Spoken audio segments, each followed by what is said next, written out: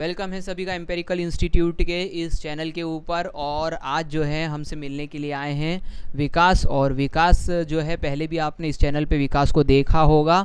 आज कुछ विशेष उपलक्ष्य है क्योंकि विकास ने जो है 1, 2 और उसके बाद में अब तीसरी गवर्नमेंट एग्ज़ाम जो है क्रैक करी है।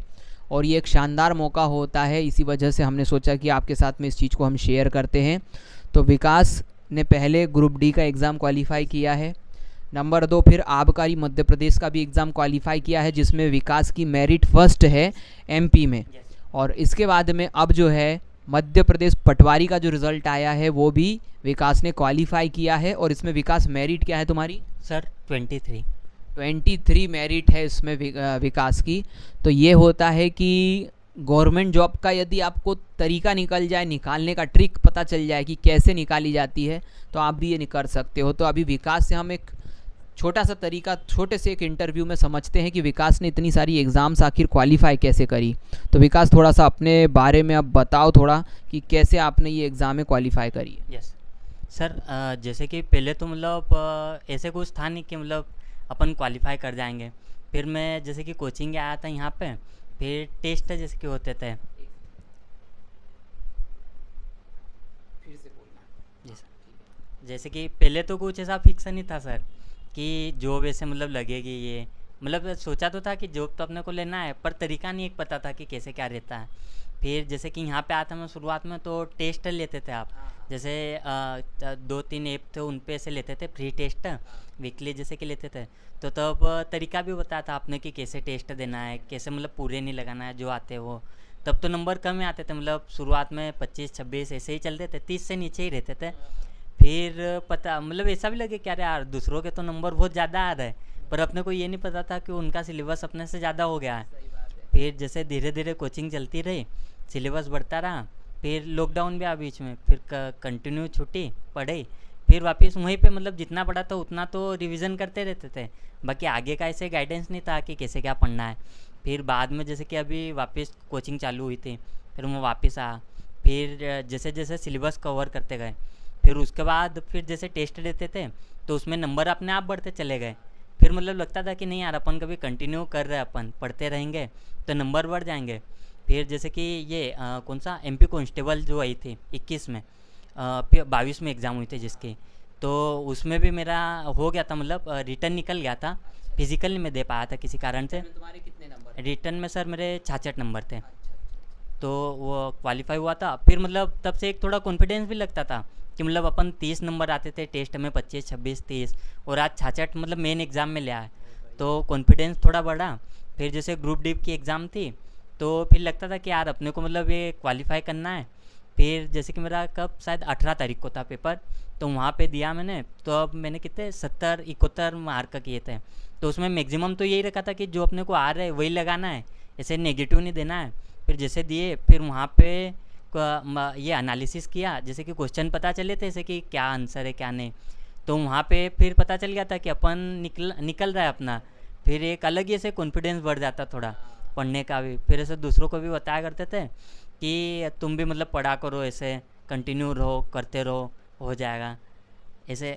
हाँ, इस तरीके से। तो मतलब मेन चीज़ ये है कि तुम टेस्ट को सबसे इम्पोर्टेंट मानते हो यस तुम्हारे सिलेक्शंस के जी लिए। सर। अच्छा।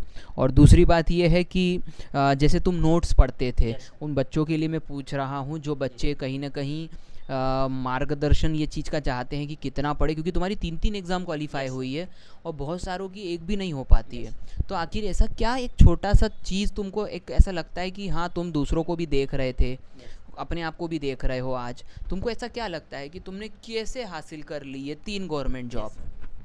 यस सर, जैसे कि मैंने अलग से तो कुछ ऐसे बुकें खरीदी नहीं थी कुछ भी। तो यहाँ जो नोट्स थे वही नोट्स से ही मैं करता था प्रॉपर, जो मतलब क्लासरूम में पढ़ाया वही घर जाके एक बार रिवाइज कर लेता था उनको। फिर जैसे वही रिवीजन वही चला करता था, नोट्स से ही नोट्स। और उसके अलावा तो सिर्फ ये टेस्ट ही देता था। मतलब ऐसे नहीं कि अलग अपन मतलब कुछ भी मन से ही पढ़ रहे या कुछ भी।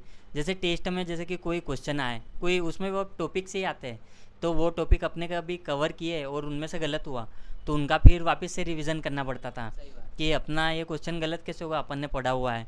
और वही कि मतलब सिलेबस मेन फोकस तो ये था कि जो सिलेबस है, जैसे कि कोई से भी लॉ हो गए या कुछ भी रहता है, तो उनमें से क्वेश्चन बनते हैं, दिवस हो गए, तो अपन वो एक टॉपिक के हो गया, तो टॉपिक अपन कवर कर लो और उसका रिवीजन ही करते रहो। हाँ, कि ताकि आगे अब एग्जामों में कोई सी भी एग्जाम हो, मान लो अपन ने 2-3 बीच में दी और एक भी क्वेश्चन उसमें से नहीं आया, तो ये नहीं अपने को सोचना है कि यार ये टॉपिक में से आते नहीं, पर वो जैसे कि शिफ्ट वाइज में चलते हैं, तो किसी शिफ्ट मतलब कोई ना कोई शिफ्ट में तो आएगा ही। और मान लो ऐसे ही जैसे कि टॉपिक रहते हैं और अपने मान लो हो नहीं रहे, और एक टाइम पे ऐसा आ जाता कि अपन जब एग्ज़ाम देने जाता है, जैसे आबकारी में मेरे साथ ऐसे ही हुआ था। अब मैं गया पेपर देने, तो वहाँ पे पहले जीके के ही थे, तो अब जीके के क्वेश्चन ऐसे थे कि जो मतलब पहले आ नहीं रहे थे ऐसे टॉपिकों से, अब वहाँ पे वही जो टॉपिक पढ़े हुए थे वही कॉम्बिनेशन आ गया उनका, मतलब जैसे थोड़े थोड़े मिलते अपने को, तो उन्हें हाँ इकट्ठा, तो अब वहाँ पे तो फिर कॉन्फिडेंस और हाई हो गया कि हाँ अब तो नंबर अच्छे आ गए, मतलब क्योंकि जीके में छूट रहे थे नंबर। और फिर वो यही, फिर अभी भी जैसे कि जॉब में मैं हूँ, तो यही लगता है कि अपने को अभी सिलेबस थोड़ा मतलब अपना छूटा हुआ है थोड़ा, तो वही अपन कवर करेंगे तो आगे के एग्ज़ाम में और अपने अच्छे से निकल जाएगी। तो ये छोटी छोटी बातें समझने की ज़रूरत है। बहुत सारे बच्चे इस बात को ध्यान दें, वो इतना ज़्यादा मटेरियल कहीं ना कहीं से कुछ पीडीएफ डाउनलोड कर लिया, कुछ कर लिया, इतना ढेर मटेरियल उनके मोबाइलों में भरा पड़ा हुआ है, तो इन्होंने सिर्फ यहाँ इंस्टीट्यूट की पुस्तकें पढ़ी और कुछ भी नहीं करा। यही सबसे शानदार चीज़ होती है कि आपके पास जो कंटेंट है उसको पहले पूरा कंज्यूम कर लो, यानी कि जो हमारे को मिल रहा है सामने उसको पहले पूरा कंज्यूम कर लो, उसको पूरा सीख लो, उसके बाद में किसी नेक्स्ट चीज़ को पढ़ो जिससे ये फ़ायदा मिला है।